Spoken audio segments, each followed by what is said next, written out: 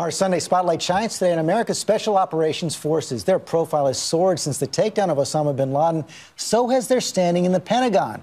The Special Ops budget has more than quadrupled since 9/11. Our team of experts is here to discuss the challenges these heroes face every day and how they fit into America's military future. But first, ABC's Bob Woodruff sat down with the man who endured one of the deadliest days in the history of the Navy SEALs, played by Mark Wahlberg in the gripping new film Lone Survivor. The four SEALs were on a mission to track down Taliban leader Ahmed Shah. Mark Wahlberg plays the role of Petty Officer Marcus Luttrell in Lone Survivor. Senior Taliban commander is a Tier 1 target. Ahmed Shah was right in your sight. Why didn't you shoot him? Was it because you were not getting an order? Right. Yes, sir. Why is it that there was no communication? Was it because where you're located? The area that we were in was so dense, and the mountains that were rolling, it was just, comms were just intermittent, so we had to move up or down. The SEALs moved up the mountain, where three goat herders literally stumbled upon them. A quick and crucial decision had to be made.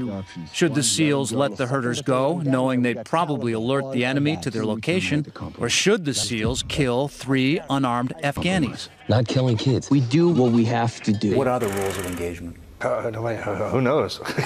You mean it just depends on where you are? You just make the decision yourself? There is an official protocol that was... But it changes. I was shocked even yesterday finding out that while we have these rules of engagement that are constantly changing, nobody else does. Nobody else has to answer to any of that. With a vote, the SEALs let the herders go. They ran straight to the Taliban, to Shah's men. Within an hour, the SEALs were surrounded. Hey, can you see this? Luttrell was gravely wounded. His three SEAL brothers, Danny Dietz, Matt Axelson, and Mike Murphy, were killed. The special operations chopper that flew in to rescue them was shot down.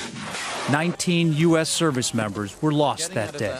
For the film's director, Peter Berg, this is not about politics. It's about honor. I thought Marcus did an extraordinary job of giving me the opportunity to pay respect and acknowledge the sacrifice that these men are making. Where would you rate this movie in terms of all the movies you produced? Oh, it's by far the most satisfying film I've ever been involved with. Right at the top for me, too. It's the first time that it wasn't about me. It wasn't about my experience. It wasn't about me, my growth as an actor. I just think about what Marcus and those guys went through.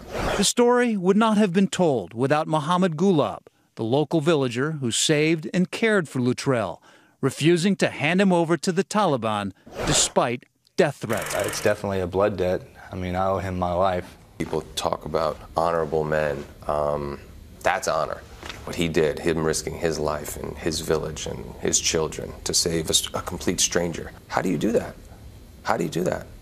And I never was privileged to see, until I went to Afghanistan, that there are a lot of amazing people over there. They are also at war with the Taliban. Luttrell now has a 2-year-old son, Axe, named after Matt Axelson. He doesn't know yet what he'll tell Axe about his experience. When he gets older, and if he asks about it, and obviously we'll have a discussion about it with his mother and myself, and he's going to see it eventually, whether or not I want him to or not. Kids do that. I mean, yeah, I have the same issue with Boogie Nights. We were just talking about I'm gonna face that situation. I'll let him watch Boogie Nights first. Yeah. Rules of engagement says we cannot touch them. This experience had a huge impact on me, and you know, I am completely don't like war, but I love soldiers, and I love what Marcus did, and I'm inspired by him to be a better man.